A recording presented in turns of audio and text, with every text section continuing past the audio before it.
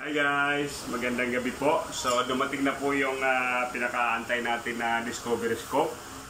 6-24 by 50 first focal plane. So i-unbox pa natin. Mamaya natin makikita pa yung kanyang feature ng scope na to. 5 piraso.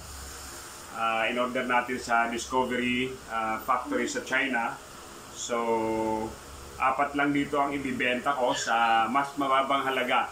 Kahit tingnan nyo sa Shopee, sa Lazada at sa mga ibang nagbibenta, mas maibibigay ko to ng mas mababa kisa sa mga kasi kagaya ko rin nagbibenta ng rifle scope. So i-unbox natin yung kinuha namin kanina doon sa Malabon. Okay? So galing to sa factory mismo ng Discovery Scope sa China. Unboxing tayo ngayon guys.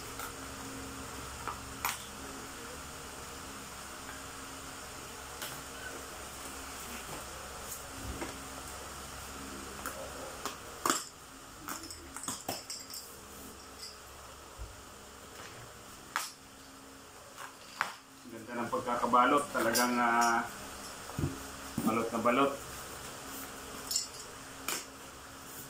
Okay. Okay. So, ito na. Ito natin. 1.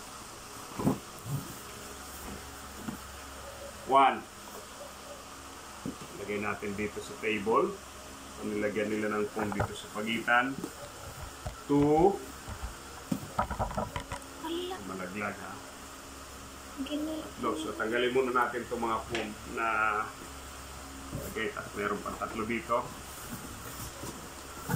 3.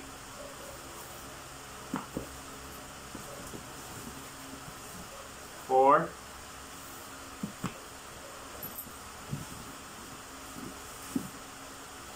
5.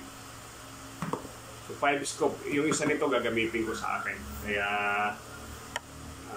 4 lang ito guys. Paunahan na lang kung sino yung maibig PM na lang sa akin. So i-unbox natin yung naman na to.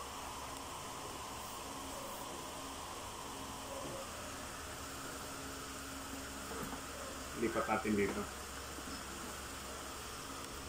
Okay, so unboxing tayo ngayon guys. So ito yung kanyang takip. Lagay muna natin dito. Dito natin ilagay. Tapos meron siyang manual. Ito yung kanyang manual.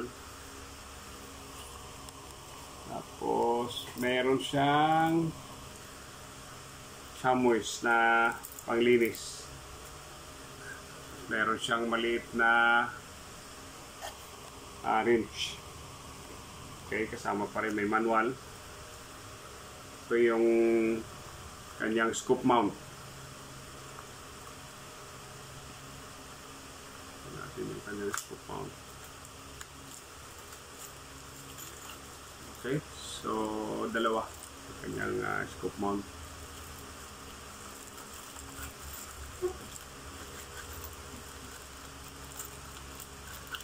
Okay, lagay muna natin dito. Tapos ito na yung meron siyang sunshade. Bago ito naman yung scope natin. Wow, ang ganda.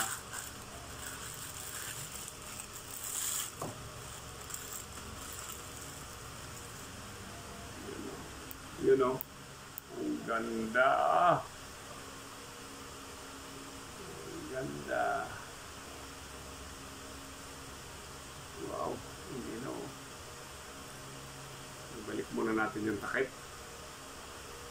Tapos ito naman yung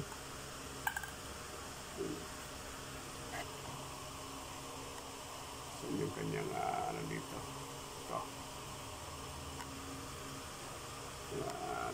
6-24 by 50 first focal plane. Ito yung